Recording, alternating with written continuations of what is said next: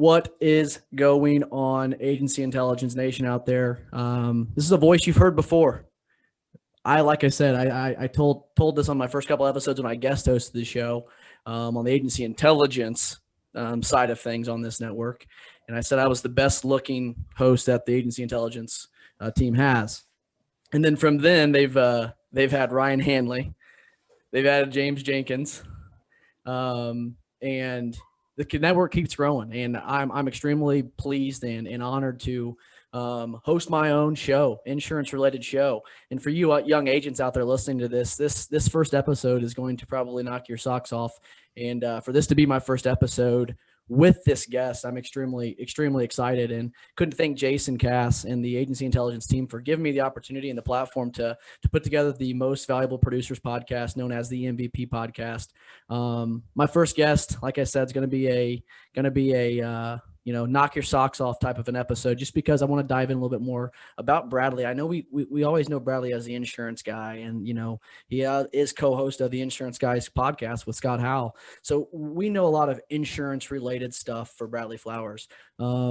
Beginning of these shows, when I have these guests on, I'm gonna be asking a lot of some personal questions, because I know Cass asked 5 or 6 that are kind of quirky, and are you an iPhone, Android user? We're gonna dive in a little bit more of there's those that use iPhone, and then there's the people that are wrong. I agree.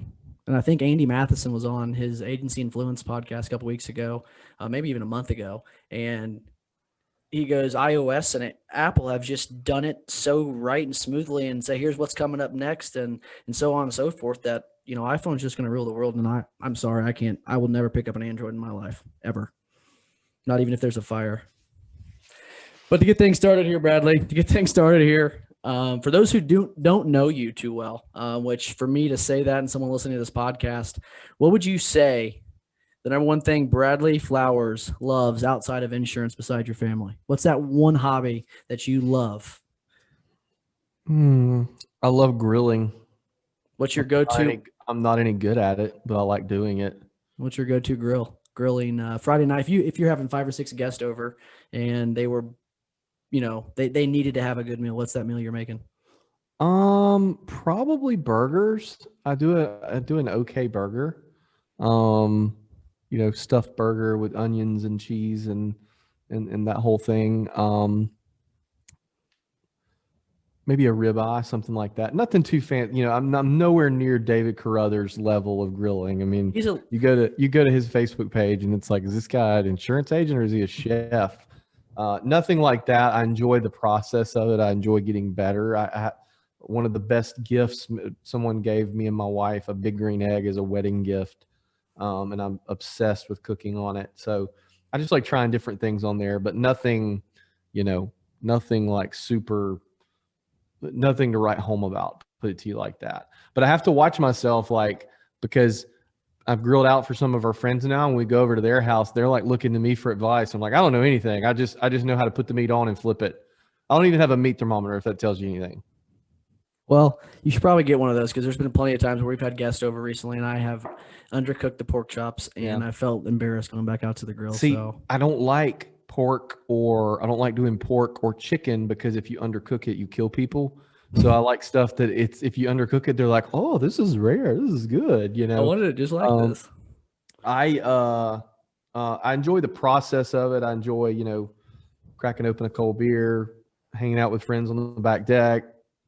The big green egg, unless you have some sort of hack to light it, it takes a little while to get it going. But when you get it going, man, it's good. So it's a process. It's an hour and a half process. I like that. No responsibilities other than what's going on at that grill. So that would be my answer if I didn't have time to think about it. I like that. Nope, grilling's a good one. That's probably one of my favorite things to do every night. I'm going to go home tonight, actually, after getting recording, and throw some sirloin steaks on the grill.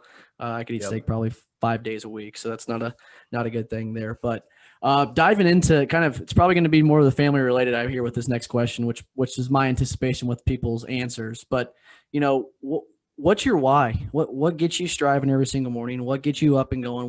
What helps you work late nights? What's that driving factor behind Bradley Flowers' why?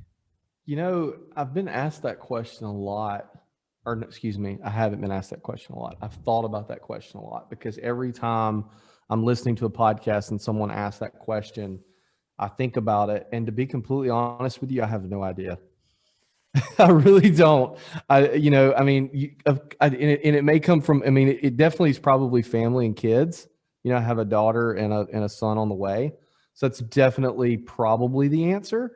But at the same time, things like that are super cliche, I don't tend to fall into just out of the fact that they're cliche. Does that make sense? Sure. No, I agree. For example, me and my wife, we did a destination wedding, and the trip was February 10th to February 20th.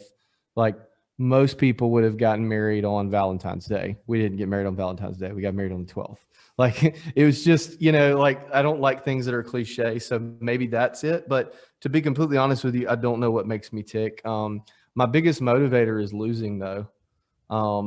If I'm having trouble becoming, getting motivated to do something, I think about a time that I've either screwed up, or especially like a competitor has gotten the best of me or something of that nature. And I have to be careful when I think about that, because if it's 10 o'clock, I'll go to the office. So I don't want to say losing is my why, but I don't really know, man, to be completely honest with you. My kind of grand poobah, I don't know if that's the right word. I don't even know what grand poobah means.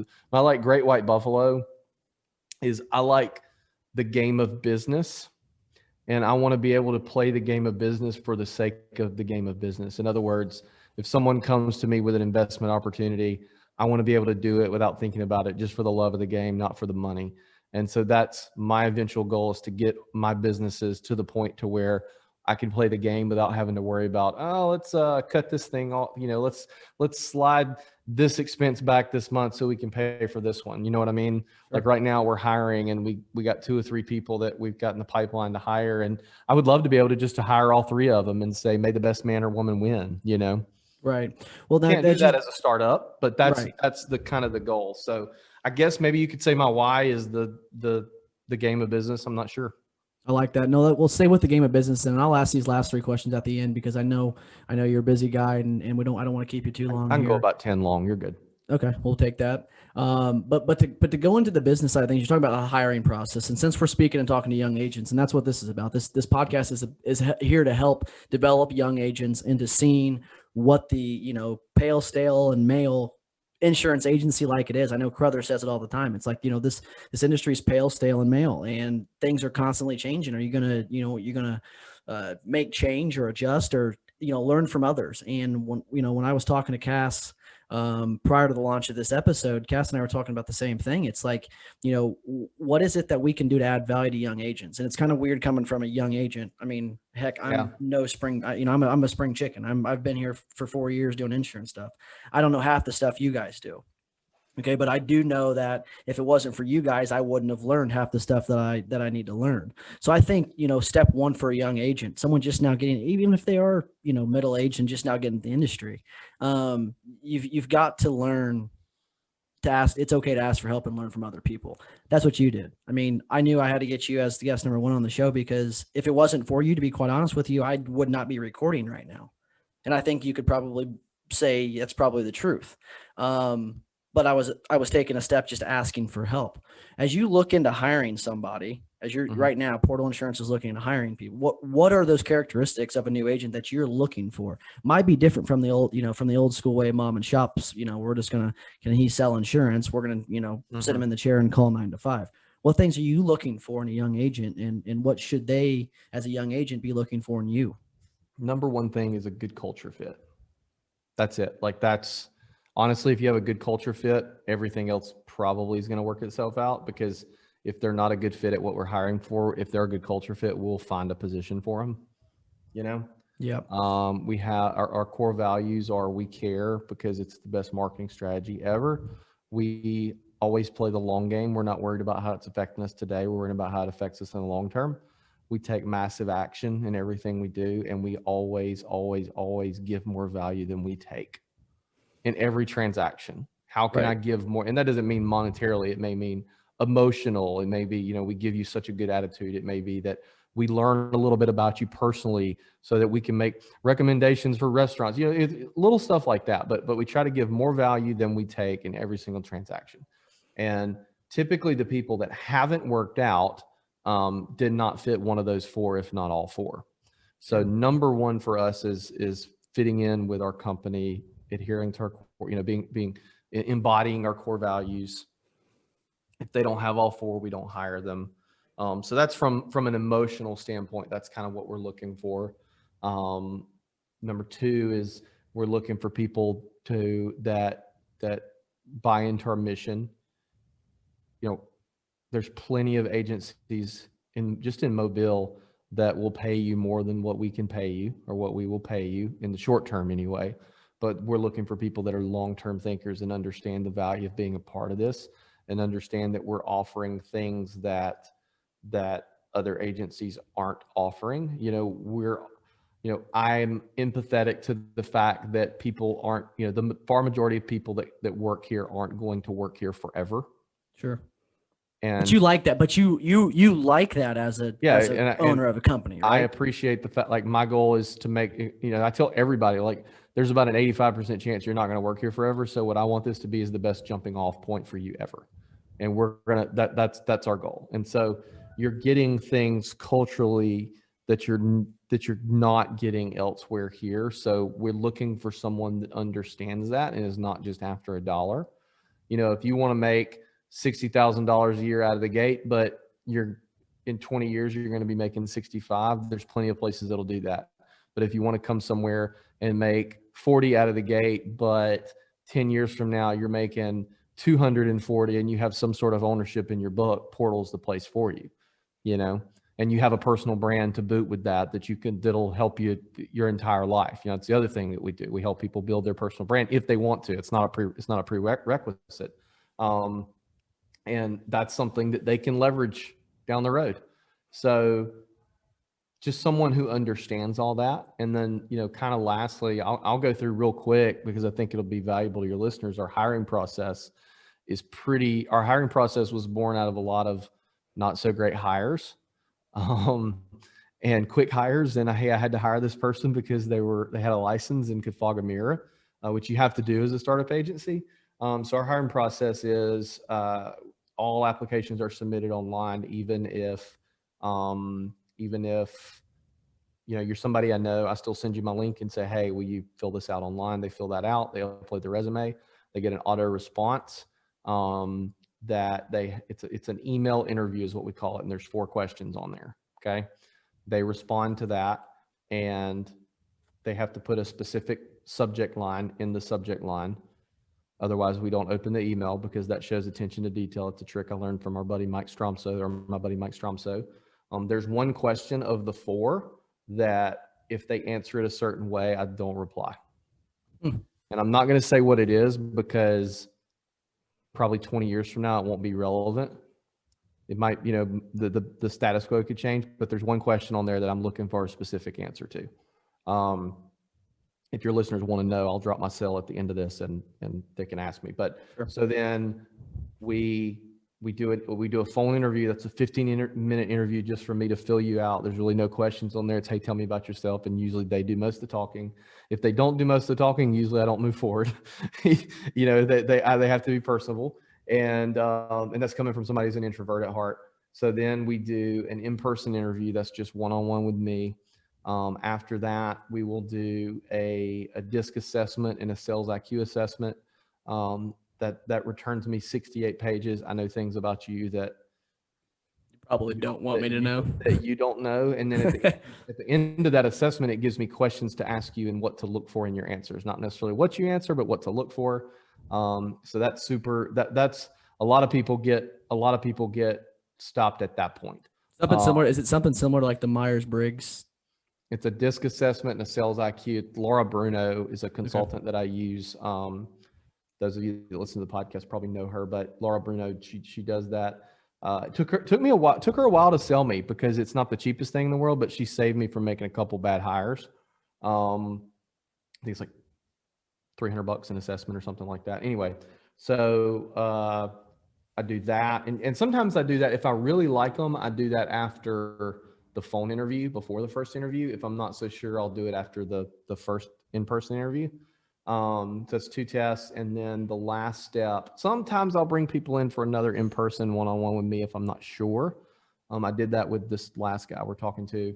And then the final step, which we had one of those today, is you sit down with me and my leadership team here in the office, which consists of me and 2 other team members. And we ask you a round of questions. It's about 30 minutes. And if it's not unanimous when you walk out the door, we don't hire you. I do a YouTube series called Making the Donuts. It's our weekly blog with Portal. In the episode 2 weeks from this week, there will be a video of us prepping for the interview. And I bet it's more in depth than a lot of people would imagine. Like the entire interview is scripted. Like we go through it and we're like, okay, you're going to ask this question and then I'm going to ask this one to pile on. And then in between there's like asterisks and notes to our team. Like these are the things we're looking for. So it's a very I feel like refined process. Is it perfect? No. Are there people that have better processes? Absolutely. But that's kind of what we do. Sorry, I know I said I was going to make that quick and it wasn't quick. So well, that's fine. I'll make sure to find that video too when you post, and I'll put in the description of this podcast and also on our YouTube channel as well. So go check that out. Yeah. But no, I think too, Bradley, and you kind of piggyback off of this, and then we'll go into some of the branding talk that I think is important for these young agents. But when you talk about the hiring process, there, a lot of people who might be listening, thinking about or even considering, should they get into property and casualty insurance? Because there might be some people out there that listen to this show to figure out if it's going to be a good fit or not. Yep. What you've done there is you've created a culture that you have hired people that, 1, fit the culture, and 2, that are going to help add value to your agency. I mean, you're not just going to hire somebody just to hire somebody to fill a spot and hope that they do the best. You're hiring them because you want to make money. Yeah. And vice versa for the agent or for the person you're looking to hire. They've got to understand walking away, whether it's a good yes or, a no answer or no email reply, that, that wasn't, in a nice way possible, that wasn't a right fit, because Bradley probably, in the back of his mind, his leadership team are like, we're not going to be able to add value back to you as an agent as much as we would like. So it's a kind, hey, I would not want to waste your time, and neither would I want to waste mine. I'll give you a flip side too. Like, to some people, firing them is doing them a favor. Sure. Because especially if you've gone through your process, a process of something similar to verbal warning, written warning, that sort of thing, and they're not getting it. Sometimes the only wake up call you can get them is that. And that's not me being delusional, like trying to make myself feel better about letting someone go. It feels horrible. But at the same time, it's like, you're not, that individual is not improved. I had one person that I had to let go a year or so ago. And I was like, look, you are so bought into what we're doing, but you don't have this specific core value, and you're not making enough money to justify working here. Sure. You need to go find a job somewhere else. As a matter of fact, here, I talked to such and such, they'll hire you. You know what I mean? So yeah, more of a relaxed, I'm here to help you out any way possible, whether this works or not. On that note, so to your listeners, okay, employees or potential employees, non-agency owners, an employee is I don't like the word employee, but there's nothing like, I feel like if I ever say like your team, a team member, that could confuse some people, but an employee, their job outside of the job is to figure out, how can I add enough value to my employer above and beyond what they are paying me. An employer's job is, how do I provide more value to that employee than what I'm paying them? Sure. And if you can get both of those, then you have a really, really good relationship. Right. And it just goes back to the whole adding value thing. And so every person here needs to be thinking about, how do I add, if you're applying for a job, how do I show them that I'm going to add more value to this job and to this organization than what they're paying me? Or if you're working for a company, how do I add more value than what I'm doing now? Correct. And it may be a simple example I give you is, I guarantee you the majority of people in these, some of you guys are working in big agencies, 50 employees. 48 of the 50 employees don't listen to insurance podcasts and probably don't even know they exist. Maybe you're the one guy or gal that listens to it and you pick up one little gold nugget that you can help implement in that agency. All of a sudden, you've made yourself super valuable. They ain't got to know that where you got it was a free podcast. Sure. Right. And even if they did, they're still probably not going to take the effort to do so. Right. You know, Mitch, you make yourself so valuable to your company because you're doing this podcast inside Hancock County. Inside Indiana now, by the way. Oh, I'm sorry. Rebrand. Inside Indiana, that is bringing so much value to that agency in many different ways. We don't have to get into that, but that's what you've got to look at as a non-agency owner. Yep. And I will say, to feed off of that, guys, listeners, the reason what Bradley's talking about is the Inside Indiana podcast. And we'll probably talk more about this on another episode as we kind of work through the building blocks here of the fresh, new, inspiring, fun agent out there. Bradley kind of encouraged me to start a local podcast, and from there it's just taken off immensely. I know Bradley likes to share it, but I'll beat him to the punch here. But it's now turned into a local TV show. The TV network locally shows it every Saturday and Sunday. That's my favorite thing. I know, I love it because I gave that idea to so many people and nobody freaking did it, and you were the first one to do it, and you have a TV show. Well, but it goes back to the beginning of what we talked about. Results not guaranteed, by the way. Results not typical. They're not. But they're as hard as you work at them, and I promise you, just doing a little bit of work on them makes you look like a superhero. But kind of the whole branding aspect of this, and I had to reach out to Bradley. I was going through some life stuff and kind of just felt like I wasn't getting anywhere in the industry, and I was year two in it, and I was just like, where's everything coming from? Like, I'm working, trying to find leads, hustling, cold calling, this and then, I was writing insurance, but I wasn't writing insurance. I don't want to be an average agent. And this podcast isn't for average young agents. This is for agents that want to, succeed and go farther beyond the expectations of where you're currently at in the agency that you're with. Average is easy, man. It's easy. My team and I, like we'll try to implement something different, and I'll get some pushback. Maybe I'm the one pushing back, but I'll get some pushback. And look, we're not doing this to be average. We're doing this to be so much better and give so much more of an experience to our customers, to our vendors, to our carriers, to each other. And that's going to be hard. Average is easy. If you want to be average, it's easy as crap. But being different and being better and being extraordinary, it's supposed to be difficult and it's supposed to be hard. And you're going to deal with problems that you didn't expect, that you shouldn't have to deal with. But because you're doing something amazing, that's a good thing. You need to embrace that. You need to be ready for it. Sorry for the you're fine. Sorry for the tangent. That's why I have a guest. If I wanted to talk the whole time, I would not have a guest on. I need a guest. I like having guests because average is easy. There's a lot of people that are trying to do extraordinary things and they're complaining because they're hard, myself included. A lot of people don't realize this. When I say motivational type stuff, a lot of times it's to tell myself more than anything. Correct. But there's a lot of people that are trying to do awesome things. They're trying to be different, but they want the average. They want to put in the average work, and they expect results from the average work. Yeah. And I wouldn't say necessarily I was doing average work, but it took me understanding I needed to brand myself just as much I was helping brand the agency. And, for me, I'm in a smaller agency, 7 employees. Okay. Next thing is, there's those agencies that are agents that are with 50, 60 employees, and they're just that little fish in a small pond and don't have the access to social media content and whatnot. When we say a young agent, one of the things that a young agent should do early in his career is brand himself, with the intent of helping brand the agency behind that, keeping morals, ethics, all that stuff behind it, because you might have principal owner or agency owners that get upset that you're not posting stuff about their brand. Mm-hmm.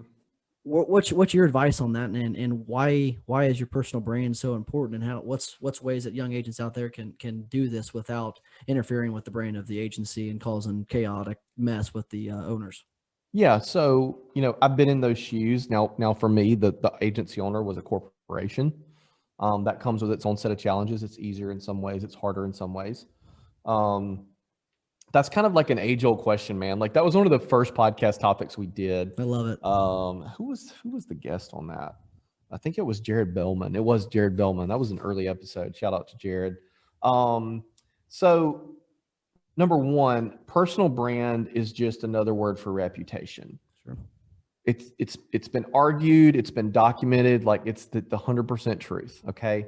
We don't live in a world of where the chambers of commerce is and the golf course is where you're going to get all your business from anymore. Okay.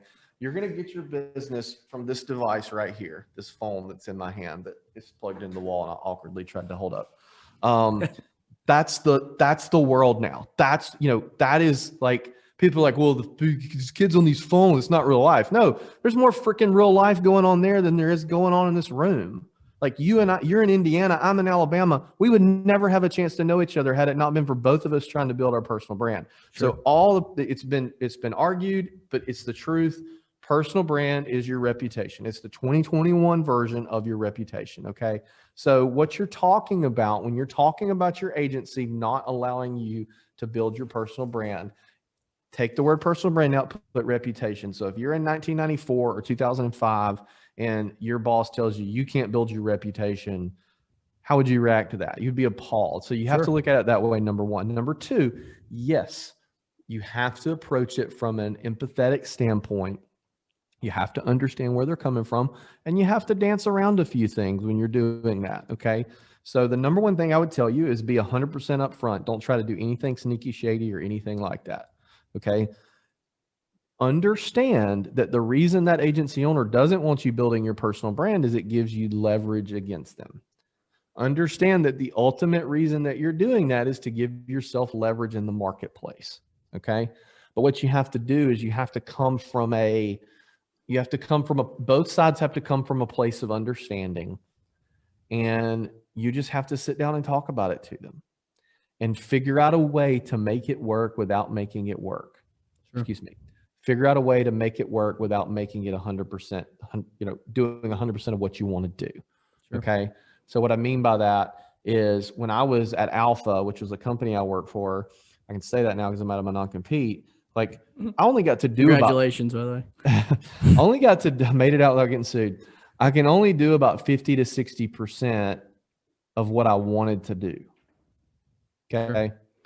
So figure out that happy medium. Okay. It's okay if you want to go full bore social media and hire a videographer and do a podcast and all this stuff, but you guys agree on you just posting a couple motivational pictures on social media a couple times a week. Like that's okay. Like start somewhere. Something's better. Yep. It's like the old adage of I'd rather own 20% of something than 0% of something, So start there. Be like, all right, can we agree on this? If you're a good enough employee or good enough team member, like they're going to be willing to negotiate with you some and to give some on that, right? They have to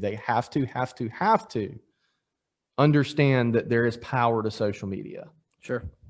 They've got to. And if they don't, ask them, do they think social media made a difference in the 2020 and 2016 elections? And if they say no, they're living under a rock. If they say yes, then say, well, how come you think this isn't going to help our business? Yeah. Okay. And I think you're right. So, you got to start somewhere though.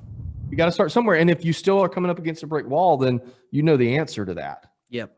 And but what you have to do is you have to figure out a way to brand both while still making sure as a business owner, I'm empathetic to the employee. Like you have to make sure you're getting that leverage too, and you're building up Mitch. Right.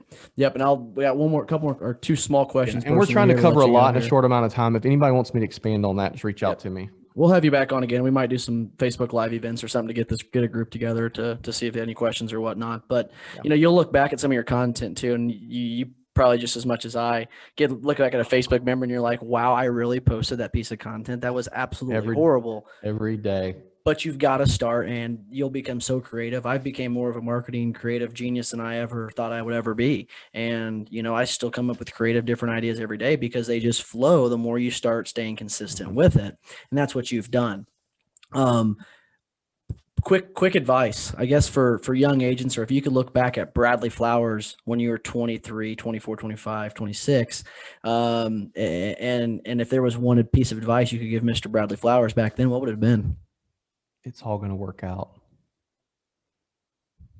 So you were on the edge of your seat, kind of worrying a little bit, not sure what the future holds. Because if you're anything like me, I'm I'm very impatient. I'm very patient, but impatient at the same time, if that makes any bit of sense. Mm-hmm. I'm so impatient because I want to see the result. I want to see what I just made or creative, whatever project we're putting together. I don't want to wait a month or 2 months to see it happen. I want to see it now. For you, being patient was probably a huge part of your success, especially going into opening up and starting Portal. I struggle with patience, but yeah, that's the advice I would give myself, in literally probably in every sector of life, from middle school on up. You know what I mean? Sure. Like, I wasn't the popular kid in school. My graduating class had 23 people in it. Wow. Just so everybody knows, that's not an Alabama thing. Like, I know there's people listening like, well, it's because he lives in Alabama. No, I went to a very, very small school out in the country that had a larger high school in the town, but I went to the small private school. So everybody knew everything about everybody, and so that would be my advice. Is I early in my career, and when I worried about a lot of stuff, and I would love to go back to myself, pat myself on the back, and be like, hey, it's all going to work out. It's all going to be okay. Right. Well, good. Last question. I'll let you go. Yeah. You might have not gotten this question on a podcast before, and if so, I'm going to be extremely excited. I'll tell you. If you could spend 24 hours with anybody in the world, dead or alive, who would it be and why? Without thinking about it or knowing you were going to ask this, probably Bezos. See, I look at things from such a practical standpoint, Mitch. Like, sure. Like, I'm not the kind of guy that would pick like a rock star just to like say I hung out with a rock star. Like, I'm going to look at things from, okay, how can I get something out of this? So probably Bezos, at the point where Amazon was like successful, but like before he was a billionaire, or before it was Amazon of today. Amazon, yeah. Because I feel, maybe even before they were public, because I feel like a lot of decisions that were made during that time frame are probably a lot of similar decisions a lot of small businesses would face. So probably that, maybe a relative that's passed away. One of those two. That's cool. No, I like that. It's a good answer. Bezos would be fun. Well, Bradley, that's all we have time for. I'll let you go. I appreciate your time and efforts and everything you've done for this industry and continue to do for this industry. Listeners, if you are, have any questions or anything that's Bradley's done, it's not hard to find the dude. Just type in Bradley Flowers on Google, Bradley Flowers on YouTube, and you can find all his stuff. Real quick, in case yeah, drop it. 251-237-9383. You'll see that right here in the video if you're watching this. If not, you'll see in the description. Reach out to Bradley. He's there to help. That's all he wants to do, and that's what this insurance industry is about. It's about helping, changing, and moving forward as this industry evolves. And it's going to be up to us, young agents. It's in our hands to take this thing and run with it, and keep up with the industry and show them that the young millennial agents can do just as good. So for me, Bradley Flowers, everybody always have a good rest of your day, and always remember, you can make a difference. We'll catch you next time on the Most Valuable Producers Podcast.